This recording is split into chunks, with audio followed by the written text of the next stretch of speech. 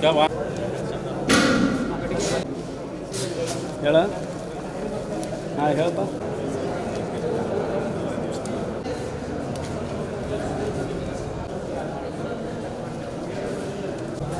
ಮುಂಡ್ರಿಗೆ highlight ಬನ್ನಿ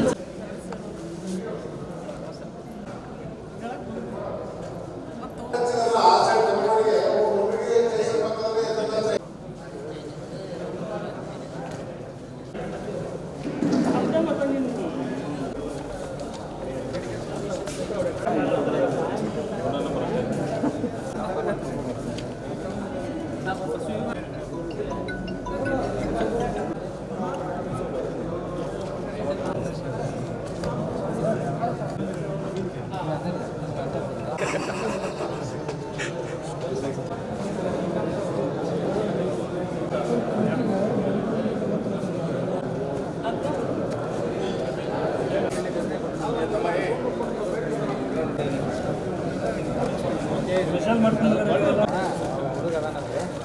ಅದಕ್ಕೆ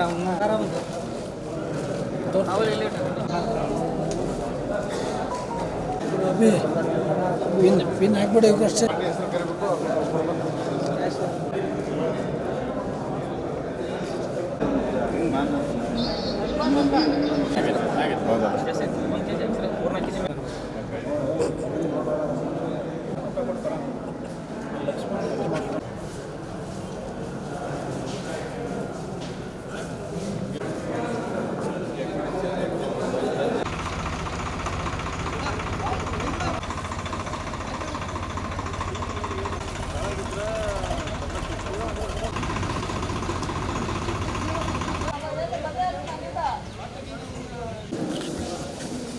Écoute, ça monte au vrai.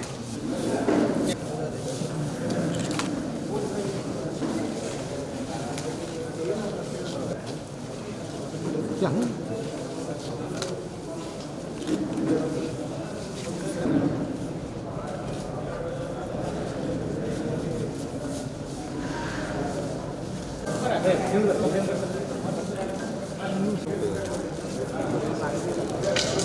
ಹಿಂದೂರೇ sir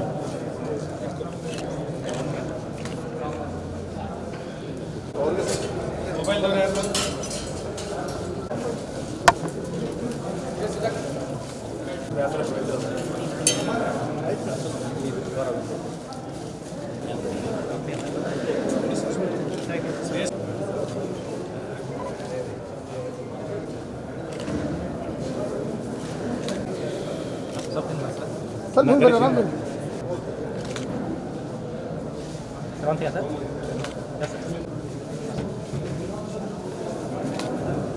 पाकड़े नोड़े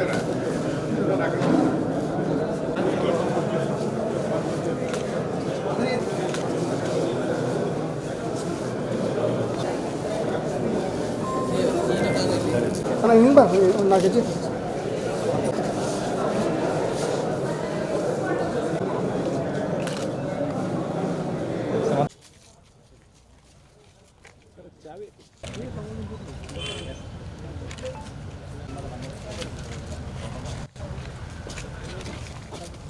sir ಒಳಗೆ ಬಿಡು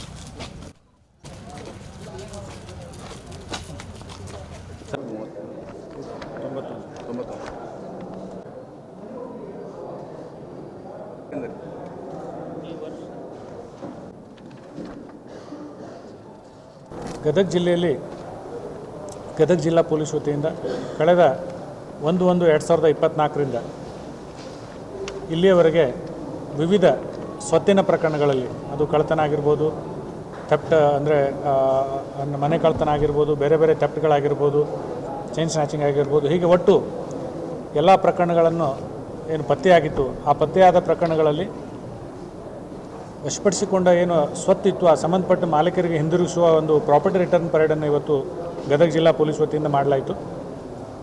ಇದರಲ್ಲಿ ಒಟ್ಟು 91 ಪ್ರಕರಣಗಳ ಸ್ವತ್ತು ಇದರಲ್ಲಿ ಇನ್ವಾಲ್ವ್ ಆಗಿತ್ತು. ಅದರಲ್ಲಿ ಮನೆ ಕಳ್ಳತನ, ವಾಹನ ಕಳ್ಳತನ ಮತ್ತು ಇತರೆ ಕಳ್ಳತನ, ಮೋಸ, ವಂಚನೆ, ಒಟ್ಟು ಹೀಗೆಲ್ಲ ಸೇರಿ 81 ಪ್ರಕರಣಗಳು.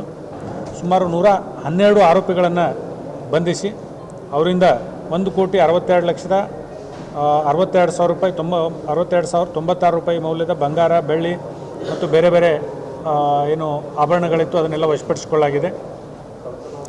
ಅದೇ ರೀತಿ ಈ ಹಿಂದೆ ಕೂಡ ತಮಗೆಲ್ಲ ಗೊತ್ತಿರೋ ಹಾಗೆ ಮೊಬೈಲ್ಗಳನ್ನು ಪತ್ತೆ ಮಾಡಿ ಏನು ಸಾರ್ವಜನಿಕರಿಗೆ ಅದರ ಮಾಲೀಕರಿಗೆ ವಾಪಸ್ ನೀಡಿದ್ವಿ. ಅದೇ ರೀತಿ ಈ ದಿವಸ ಕೂಡ ಒಟ್ಟು 130 ಮೊಬೈಲ್ಗಳನ್ನು ಪತ್ತೆ ಮಾಡಿದ ಮೊಬೈಲ್ಗಳನ್ನು ಅವರಿಗೆ ವಾಪಸ್ ಕೊಡಲಾಗಿದೆ.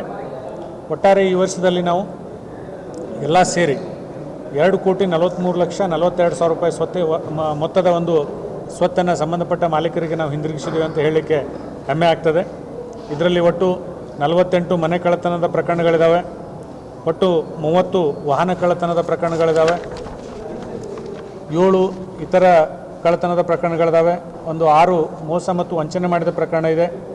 ಒಟ್ಟು 477 ಮೊಬೈಲ್ಗಳು ಪತ್ತೆಯಾಗಿದೆ. ಹೀಗೆ ಒಟ್ಟಾರೆಯಾಗಿ ನಮ್ಮ ಜಿಲ್ಲೆಯಲ್ಲಿ ಅಧಿಕಾರಿಗಳು ಎಡಿಸ್ SP ಶ್ರೀ ಸಂಕದವರ ಮಾರ್ಗದರ್ಶನದಲ್ಲಿ DSP ಇನಾಮದಾರ್ ಮತ್ತು DSP ಪ್ರಭುಗೌಡ ಅವರು ಹಾಗೂ ಎಲ್ಲ ಇನ್ಸ್ಪೆಕ್ಟರ್ಗಳು, PSIಗಳು ಮತ್ತು ಅವರೆಲ್ಲ ಸಿಬ್ಬಂದಿ ಸತತವಾಗಿ ಪ್ರಯತ್ನ ಮಾಡಿ ಎಷ್ಟೋ ಸಾರ್ವಜನಿಕರ ಸಹಕಾರ, ಮಾಧ್ಯಮದವರ ಸಹಕಾರ ಕೂಡ ಪಡೆದುಕೊಂಡು ಈ ಪ್ರಕರಣಗಳನ್ನ ಪತ್ತೆ ಮಾಡಿ ಈ ದಿವಸ ನಾವು ಅವರಿಗೆ ಹಿಂದಿರುಗಿಸುವಲ್ಲಿ, ಏನು ಅವರು ಕಳ್ಕೊಂಡ ಸ್ವತ್ತಿತ್ತು ಅದನ್ನು ಹಿಂದಿರುಗಿಸುವಲ್ಲಿ ಎಲ್ಲರೂ ಪ್ರಮುಖ ಪಾತ್ರ ವಹಿಸಿದ್ದಾರೆ. ಅವ್ರಿಗೆಲ್ಲರಿಗೂ ನಾನು ಅಭಿನಂದನೆ ಸಲ್ಲಿಸ್ತೀನಿ ಮತ್ತು ಅವರಿಗೆ ಸೂಕ್ತ ಬಹುಮಾನ ಮತ್ತು ಅಭಿನಂದನಾ ಪತ್ರವನ್ನು ಕೂಡ ನೀಡ್ತೀನಿ. ಈಗ ಈ ಯಾರಾದರೂ ಕಳ್ಳತನದ ಪ್ರಕರಣಗಳನ್ನ ಕಂಪ್ಲೇಂಟ್ ಕೊಟ್ಟಿದ್ದರೆ ಕಳ್ಳತನ ಪ್ರಕರಣ ತೊಗೊಂಡಿರ್ತೀವಿ. ಇನ್ನು ಕೆಲವರು ಕಳೆದದಂತ ಕೊಟ್ಟಿರ್ತಾರೆ. ಸೊ ಕಳೆದದನ್ನೂರ ನಾವೇ ಸರ್ಚಿಗೆ ಹಾಕಿ ಅದನ್ನು ಪತ್ತೆ ಮಾಡಿ ಅವ್ರಿಗೆ ವಾಪಸ್ ಕೊಡ್ತಾಯಿದ್ದೀವಿ. ಈಗ ಪ್ರಾಪರ್ಟಿ ಅಫೆನ್ಸಲ್ಲಿ ಇನ್ವಾಲ್ವ್ ಆಗಿತ್ತು, ಯಾರಾದರೂ ಕಿತ್ಕೊಂಡು ಸ್ನ್ಯಾಚ್ ಮಾಡಿದರೆ, ರಾಬ್ ಮಾಡಿದರೆ ರೆಗ್ಯುಲರ್ FIR ಆಗಿರುತ್ತೆ. ಭಾಳ ಕೇಸ್ಗಳು ಹೆಂಗಿದೆ ಅಂತಂದರೆ ಮಿಸ್ ಆಗಿರೋದು. ಸೊ ಆ ಮೊಬೈಲ್ಗಳನ್ನು ರಿಕವರಿ ಮಾಡಿ CIR ಪೋರ್ಟಲ್ಲು ಮತ್ತು ನಾವೇನು ಮೊಬಿಫೈ ಮಾಡೀವಿ ಅವೆರಡೂದ್ರದ್ದು ಮುಖಾಂತರ ಪತ್ತೆ ಮಾಡಿ ಕೊಡ್ತಾಯಿದ್ವಿ. ಇದು ನಮ್ಮದು ಡಿಸ್ಟಿಕ್ ಅದರ್ ದ್ಯಾನ್ ಕಮಿಷನರೇಟ್ಸ್, ಯಾಕಂದ್ರೆ ಕಮಿಷನರೇಟ್ ದೊಡ್ಡ ಇರ್ತಾವೆ. ಡಿಸ್ಟಿಕ್ ವೈಸ್ ನಾವು ಸ್ಟೇಟಲ್ಲೇ ಟಾಪಲ್ಲಿದ್ದೀವಿ ಅಂದರೂ ತಪ್ಪಾಗಲಿಕ್ಕಿಲ್ಲ, ಅಂದರೆ ಟಾಪ್ 5ಅಲ್ಲಿ ಇರ್ಬೋದು. ಅಷ್ಟು ಚೆನ್ನಾಗಿ ಗದಗ ಜಿಲ್ಲೆದು ಮೊಬೈಲ್ ರಿಕವರಿ ಇದೆ. ಕೆಲವರು ಅದ್ರಾಗ ಅಂತಾರಾಜ್ಯ ಇದ್ದಾರೆ. ರೀಸೆಂಟ್ಲಿ ನಾವು ಹಿಂದೆ ಪ್ರೆಸ್ ಮೀಟ್ ಮಾಡಿದಾಗ ತಮಗೆ ಹೇಳಿದ್ವಿ, ಕೆಲವರು ಅಂತಾರಾಜ್ಯ ಇದ್ದಾರೆ, ಕೆಲವರು ಅಂತರ್ ಜಿಲ್ಲಾ ಇದ್ದಾರೆ, ಕೆಲವರು ಲೋಕಲ್ ಇದ್ದಾರೆ, ಎಲ್ಲ ರೀತಿ ಆರೋಪಗಳಿದ್ದಾರೆ. ನಾರ್ಮಲಿ ಆ ರೀತಿ ಆಗಲ್ಲ. ಬಟ್ ಏನಾಗಿರ್ತದೆ ಅಂದರೆ ಎಲ್ಲ ಪ್ರಾಪರ್ಟಿ ರಿಕವರಿ ಮಾಡೋಕ್ಕಾಗೋದಿಲ್ಲ. ಈಗ ಏನಾಗಿರ್ತೈತಿ, ಕೆಲವು ಸಲ ಅವರು ಖರ್ಚು ಮಾಡಿರ್ತಾರೆ, ಖರ್ಚು ಮಾಡೆಲ್ಲ ಇದು ಮಾಡಿರ್ತಾರೆ, ಎಷ್ಟು ಸಾಧ್ಯತೆ ಅಷ್ಟು ರಿಕವರಿ ಮಾಡಿರ್ತಾರೆ. ಅಫೆಂಡರ್ಸ್ ಸಿಕ್ಕ ಮೇಲೆ ಕೆಲವು ಕೇಸ್ಗಳಲ್ಲಿ ಇಂಟ್ಯಾಕ್ಟ್ ಪ್ರಾಪರ್ಟಿ ರಿಕವರಿ ಆಗುತ್ತೆ, ಇನ್ನು ಕೆಲವುದರಲ್ಲಿ ಇಂಟ್ಯಾಕ್ಟ್ ಪ್ರಾಪರ್ಟಿ ರಿಕವರಿ ಆಗೋದಿಲ್ಲ, ಕಡಿಮೆ ಪ್ರಮಾಣದಲ್ಲಿ ಆಗ್ತದೆ. ಸೊ ಎಷ್ಟು ಆಗುತ್ತೆ ಮ್ಯಾಕ್ಸಿಮಮ್ ಪ್ರಯತ್ನ ಮಾಡಿ ನಾವು ಕೊಡಲಿಕ್ಕೆ ಪ್ರಯತ್ನ ಮಾಡಿ. ನಿನ್ನೆ ದಿವಸ ಗದಗ ಗ್ರಾಮೀಣ ಪೊಲೀಸ್ ಠಾಣಾ ವ್ಯಾಪ್ತಿಯ ಲಕ್ಕುಂಡಿ ಗ್ರಾಮದಲ್ಲಿ ಒಂದು ಕೊಲೆ ಪ್ರಕರಣ ವರದಿಯಾಗಿದೆ. ಶ್ರೀಮತಿ ನೂರ್ಜಾನ್ ಕಾಸಿಂ ಸಾಬ್ ಹನುಮಸಾಗರ್ ಎಂಬುವರು ದೂರು ಕೊಟ್ಟಿದ್ದಾರೆ. ಬಾಷಾ ಸಾಬ್, ಅಕ್ಬರ್ ಸಾಬ್ ಬೆಳವಣಿಗೆ ಮತ್ತು ಇತರ 3 ಜನರ ಮೇಲೆ ದೂರನ್ನು ನೀಡಿದ್ದಾರೆ. ಅದರ ಸಾರಾಂಶವೇನೆಂದರೆ, ತನ್ನ ಗಂಡ ಕಾಸಿಂ ಸಾಬ್, ಗಫರ್ ಸಾಬ್ ಹನುಮಸಾಗರ್ ಈತನಿಗೆ ಈ ಆರೋಪಿತರು, ಮೇಲೆ ಹೇಳಿದ ಆರೋಪಿತರು ಸಮಾನ ಉದ್ದೇಶದಿಂದ ಒಟ್ಟುಗೂಡಿ ಆಸ್ತಿ ವಿಷಯವಾಗಿ ಭಿನ್ನಾಭಿಪ್ರಾಯವಿತ್ತು. ಆ ಭಿನ್ನಾಭಿಪ್ರಾಯದ ಹಿನ್ನೆಲೆಯಲ್ಲಿ ಇವರೆಲ್ಲ ಕೂಡಿಕೊಂಡು ಕಬ್ಬಿಣದ ಒಂದು ಕನ್ನಲಿಯಿಂದ ಹೊಡೆದು ಕೊಲೆ ಮಾಡಿರುತ್ತಾರೆ ಅಂಥೇಳಿ ಆ ಬಗ್ಗೆ ನಾವು ಗದಗ ಗ್ರಾಮೀಣ ಪೊಲೀಸ್ ಠಾಣೆಯ ಅಪರಾಧ ಕ್ರಮಾಂಕ 157/2024 ಪ್ರಕರಣ ದಾಖಲಿಸಿಕೊಂಡು ತನಿಖೆ ಕೈಗೊಂಡಿದ್ದೀವಿ. ಸ್ಥಳಕ್ಕೆ ಭೇಟಿ ನೀಡಿ ಎಲ್ಲ ಪರಿಶೀಲನೆ ಮಾಡಿ ಮುಂದಿನ ಕಾನೂನು ಕ್ರಮ ಕೈಗೊಳ್ತಾ ಇದ್ದೀವಿ.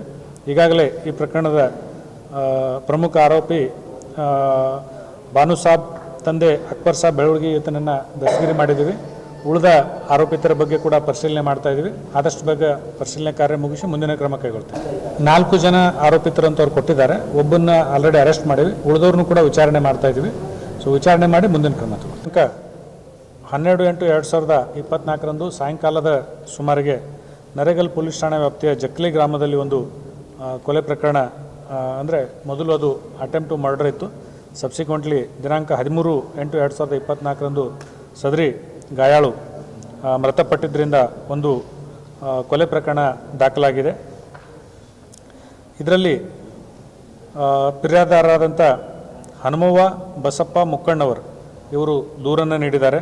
ಅವರ ದೂರಿನ ಸಾರಾಂಶ ಏನಂತಂದರೆ, ತಾನು ಮತ್ತು ತನ್ನ ಪತಿ ಬಸಪ್ಪ ಹನುಮಪ್ಪ ಮುಕ್ಕಣ್ಣವರು ಇವರು ಸಾಯಂಕಾಲದ ಹೊತ್ತಿನಲ್ಲಿ ಹೆಸರನ್ನು, ಈಗೇನು ಹೆಸರು ರಾಶಿಯಾಗಿದೆ, ಆ ಹೆಸರನ್ನು ಒಣಗಿಸ್ಲಿಕ್ಕೆ ಒಂದು ರಸ್ತೆ ಮೇಲೆ ಹಾಕಿದಾಗ ಈ ಪ್ರಕರಣದ ಪ್ರಮುಖ ಆರೋಪಿ ಯಲ್ಲಪ್ಪ ಫಕೀರಪ್ಪ ಕುರಿ ಈತ ಮತ್ತು ಈತನ ಸಹಚರರೊಂದಿಗೆ ಅಲ್ಲಿಗೆ ಬಂದು ಕಾರ್ ನಾನು ತೊಗೊಂಡು ಹೋಗಬೇಕು, ಕಾರ್ ಪಾಸ್ ಮಾಡಬೇಕು, ಇಲ್ಲಿಂದ ತೆಗೀರಿ ಅಂತ ಹೇಳಿದರು. ನಾವು ತೆಗಿತೀವನ್ನೋ ಅಷ್ಟರಲ್ಲಿ ಕಬ್ಬಿಣದ ರಾಡು ತೆಗೆದುಕೊಂಡು ಬಂದು ಎಲ್ಲರೂ ಏಕೋದಿಸಿಯಿಂದ ಹೊಡೆದು ತನ್ನ ಪತಿಗೆ ತೀವ್ರ ಗಾಯವನ್ನು ಉಂಟು ಮಾಡಿದರು. ಮತ್ತು ಅವಳಿಗೂ ಕೂಡ, ಹೆಣ್ಮಗಳಿಗೂ ಕೂಡ ಹೊಡೆದು ಗಾಯಪಡಿಸಿ ಕಾಲು ಫ್ರ್ಯಾಕ್ಚರ್ ಆಗಲಿಕ್ಕೆ ಕಾರಣ ಆದರು ಅಂತೇಳಿ ದೂರನ್ನು ನೀಡಿದ್ದಾರೆ.